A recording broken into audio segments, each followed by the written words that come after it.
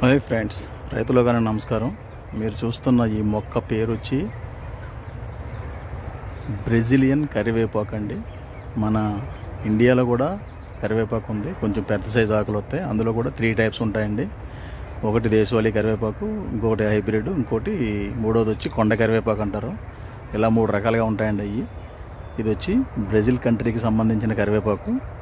ఈ కరివేపాకు అతి చిన్న లీఫ్ తయారు చేశారండి. వాళ్ళు ఎందుకు తయారు చేశారంటే, చిన్న లీఫు సర్వసాధారణంగా చిన్నపిల్లలందరూ కూడా కరివేపాకు నవిలి మింగమంటే ఇష్టపడరు, పాడేస్తుంటారు. ఏరేసి మనం ఒక ఉప్మాలో వేసినా ఏదైనా కూరలో వేసినా కరివేపాకు ఏరేయడం పాడేయడం అనేది పిల్లలు జరుగుతుంది.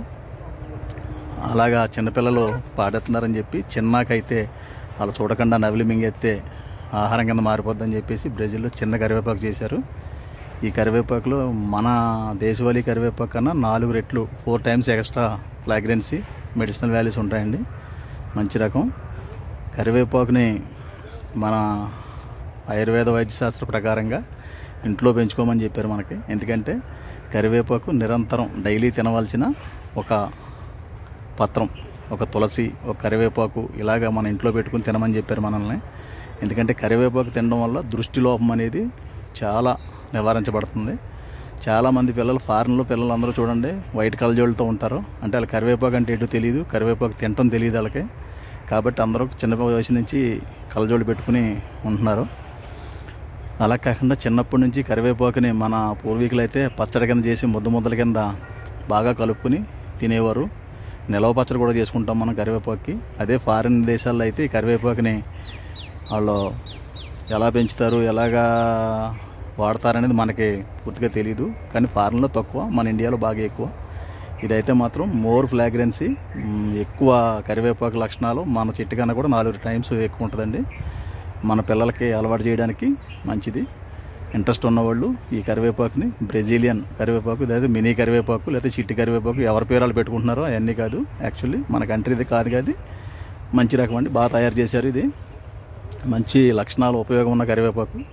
మన ఇండియన్ కరివేపాకు మీద 4 టైమ్స్ ఎక్స్ట్రా ఫ్రాగ్రెన్సీ, మంచి స్మెల్, ఫ్లేవరు, అలాగే అందులో ఉండాల్సిన విటమిన్ కంటెంట్ కూడా బాగా ఎక్కువ అండి. ఇంట్రెస్ట్ ఉన్నవాళ్ళు దీన్ని పెంచుకుని చేసుకోండి. ఇలా పెంచితే ఇంత చెట్టు పెంచడానికి నాకు 3 ఏళ్ళ సమయం పట్టింది.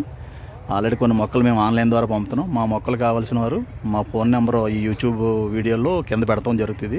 ఆ వాట్సాప్ ద్వారా సంప్రదించినట్లయితే మీరు బుక్ చేసుకుంటే వాట్సాప్ ద్వారా పంపుతాం. వాట్సాప్లో మా మొక్కలు, వాటి రేట్లు, క్యాటలాగు మీ వాట్సాప్కి సెండ్ చేయడం జరుగుతుంది.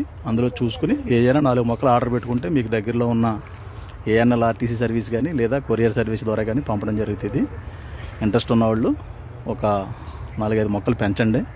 ప్రకృతిని పెంచి పోషించాల్సిన బాధ్యత మనదే. ఎందుకంటే మట్టికి మనిషికి అవినాభావ సంబంధం, అలాగే ప్రకృతికి ప్రాణానికి అవినాభావ సంబంధం. ఈ 2 మనకి ముడిపడి ఉంటాయి.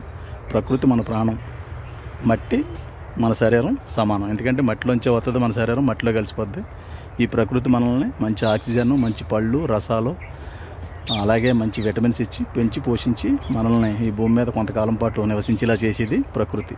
అందుకని ఇంట్రెస్ట్ ఉన్నవాళ్ళు ఈ ప్రకృతిలో కొన్ని మొక్కలు పెంచడం మీ ధర్మం. మీ తరం నుంచి ఇంకో తరానికి గిఫ్ట్గా ఇవ్వాలంటే కొన్ని మొక్కలు మీరు పెంచండి. ఇది మీ సప్తగిరి నర్సరీ. నా పేరు కుప్పాల దుర్గారావు. కడియం మండలం, Rajahmundry rural, Burlanka canal back side ఉంటుందండి మా నర్సరీ. ఎప్పుడన్నా వచ్చినప్పుడు విజిట్ చేయొచ్చు. ఇదండి కరివేపాకు.